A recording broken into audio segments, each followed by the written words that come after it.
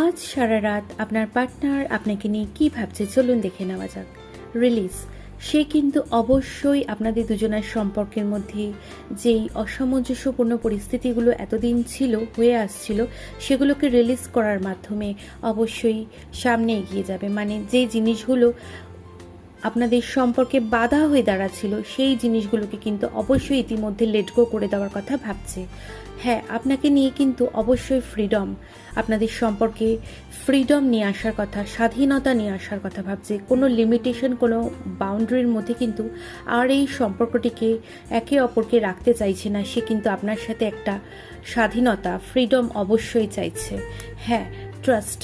এতদিন যারা ট্রাস্ট ইস্যুতে ভুগছিলেন বা আপনাদের মধ্যে যদি কোনোভাবে কোনো রকম ট্রাস্ট ইস্যু তৈরি হয়ে থাকে, এবার কিন্তু সেখানে দেখবেন একটা সাংঘাতিকভাবে শক্তিশালী বিশ্বাস পূর্ণ জায়গা আপনাদের সম্পর্কের মধ্যে অবশ্যই হয়ে যাবে। হ্যাঁ, একদমই তাই। অবশ্যই যেই জিনিসগুলো আপনার মনে হয় এগুলো আপনাদের সম্পর্কে বিভিন্নভাবে কুপ্রভাব ফেলছে, নেগেটিভিটি ফেলছে, তো সেই জিনিসগুলোকে অবশ্যই একটু টলারেন্স করুন। দেখুন আপনার ভালোবাসার অনুভূতিগুলো সে কিন্তু অবশ্যই অনুভব করতে পারে।